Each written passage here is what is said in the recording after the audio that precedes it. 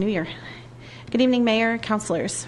2 months ago, there was a hearing on the status of the 2090 property. Before anyone gets their hopes up, no, there has not been a decision made. Tonight, I'm here about the second part of the suit, and that was the allegation of the open meetings law that had been violated by the city of Lakewood.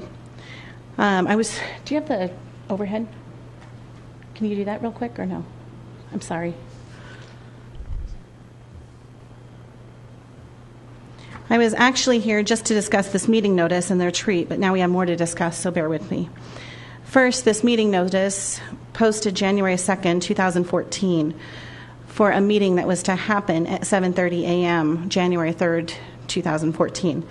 The required time to post notice to the public, as you and your staff should know, is a minimum 24 hours. City Hall is not open until 8 a.m., so there's no way that this notice could have possibly been posted within the 24-hour legal minimum limit. And you can make that bigger if I move it down for you. Second, the retreat. And that's really, I'm just pointing out the second day of January, and then the meeting is the next day.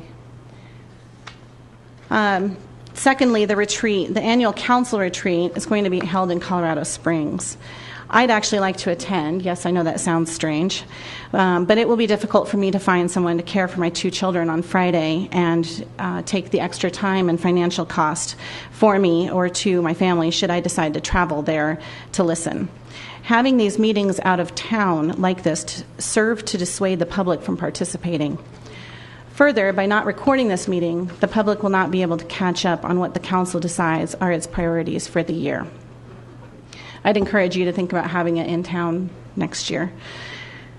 Finally, other matters have come up tonight, which should be of concern to any person who values an open city government. We heard from Councilor Wickman about what appears to be a non-public decision that Scott Koop be the new council president. If there's been a decision made about who will be president, that decision and all talks and negotiations leading up to it need to be conducted in public. Mayor and Councilor Kellen, you actually just contradicted each other and seemed to make Councilor Wickman's point. If the response is that the City Council is making the decision right here tonight in a public vote, that's too cute by half. If there are any talks beforehand and the field of candidates is in any way narrowed down, that's effectively a decision which needs to be made in public. Mind you, it's not that you're not a great choice. So this is not an attack on you, Mr. Councilor Koop. I'm discussing the process tonight. Summing up, I want to point out to you that a decision has not been made as to the legality of your 4 o'clock pre-meetings and discussions occurring via email between our elected officials. Paying attention this past month, it appears that the city seems to not be taking the seriousness of the open meetings law to heart. The city does not seem to be following it either in actual legal act or ethical spirit.